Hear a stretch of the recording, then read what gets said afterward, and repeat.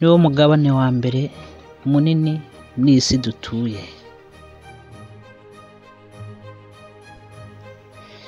Indi migabane twavuga Africa, North America, South America, Antarctica, Europe na Australia. Ni mu kiganiro ese wari ubizi? Ikiganiro mutegurirwa na televiziyo yanyu Impano yawe TV. Njye mwumva kuri mikoro ni Soteur MUNYEMPUNDU. Mu kiganiro cy'uyu munsi tugiye kubagezaho imigabane 7 igize isi, duhereye ku mugabane munini tugarukira ku mugabane muto. Wibuke ubanze ukore subscribe hasi aho ngaho mu iryo bara ry'umutuku, ukore like, share, uduhe na comment. Tubahaye ikaze rero mu kiganiro.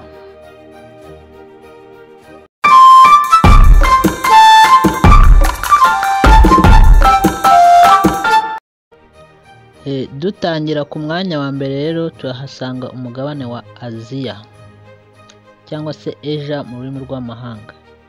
Asia is Earth's largest and most populous continent, located primarily in the eastern and northern hemisphere.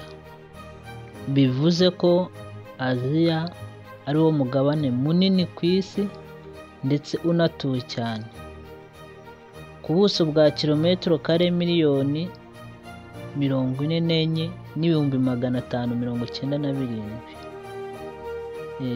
Uyu mugabane wa Aziya ukaba utuwe n'abaturage basaga biliyoni 4,561,561. Mwabyumvise rero ko uyu mugabane ari wo munini wa mbere ku isi, ndetse tukazagenda tuyigarukaho imigabane tuyivugaho ibintu bigiye biranga igitunze n'ibindi byose bitandukanye. Dukomeza n'umwanya wa kabiri tuhasanga Africa. Africa ni umugabane wa kabiri. Africa is the world's second largest and second most populous continent after Asia in both cases. Africa ni umugabane wa kabiri mu bunini, ndetse ukaba n'umugabane wa kabiri mu kuba utuwe cyane nyuma ya Aziya. Ku buso bwa kilometero kare miliyoni 30,300. Twongeye tubibutse ko uyu mugabane wa Afrika ari wo dutuyemo, nawo tuzawugarukaho mu buryo burambuye mu biganiro byacu bizagenda bikurikira. Ku mwanya wa gatatu turahasanga umugabane wa Amerika ya ruguru cyangwa se North America. North America is a continent in the northern hemisphere and almost entirely within the western hemisphere. Uyu mugabane wa Amerika uherereye mu gice cya ruguru.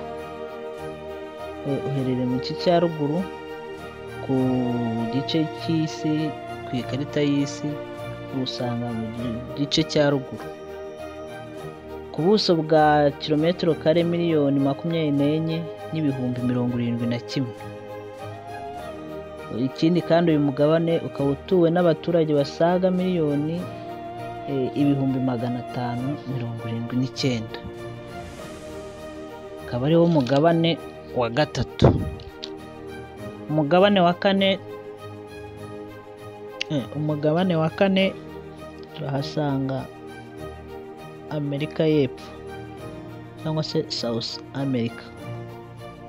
South America is a continent entirely in the western hemisphere and mostly in the southern hemisphere. Uyu mugabane uherereye mu gice cy'epfo ariko mu burengerazuba bw'isi, ukaba ugaragara ku buso bwa kilometero kare miliyoni 17,840. ku baturage basaga miliyoni 422,500. Twihuse ku mwanya wa gatanu turahasanga umugabane wa Antarctica. Antarctica, the southernmost continent and the site of the South Pole. Uyu mugabane ukaba uri mu majyepfo y'isi, niwo uherereye hasi mu majyepfo y'isi. Uyu mugabane akaba ariwo mugabane wa gatanu, ku buso bwa kilometero kare 14,200,000, n'abaturage bari hagati y'igihumbi n'ibihumbi 5, kuko uyu mugabane ntabwo uraturwa, ahubwo abantu bajyayo bagiye gusura, abandi bakagaruka. Ubwo buryo ntabwo abantu bajyayo ngo bature, kuko there is no life there. Umugabane wa gatandatu turahasanga Uburayi. Europe is a continent located entirely in the northern hemisphere and mostly in the eastern hemisphere. Uburayi rero busangwa mu gice cy'amajyaruguru y'isi, ariko mu burengerazuba bwacyo. Uyu mugabane ni wa gatandatu mu bunini, ku buso bwa kilometero kare 10,180,000. Uyu niwo mugabane wa gatandatu mu bunini. Ku mwanya wa karindwi, ari nawo wa nyuma, turahasanga umugabane wa Australia. Australia is the smallest continent in the world. Uyu mugabane niwo muto mu migabane yose igize isi dutuye, ku buso bwa kilometero kare 8,526,000. Ukaba ugizwe n'abaturage basaga miliyoni 41,570,000 n'abaturage 842. Bashimire kuba mwabana natwe mu kiganiro.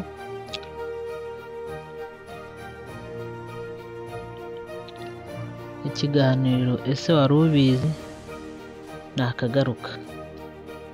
Tubararikire ikiganiro cy'ubutaha, uzaganira kuri Afurika nyirizina, tureba se Afurika yacu bahite. Bakoze subscribe namwe turabashimiye kuri channel ya TV, n'abandi batari bayikora biteguye kuyikora. Ikiganiro ese wari ubizi uzajya ugikurikirana kuri channel Impano ya TV. Murakoze.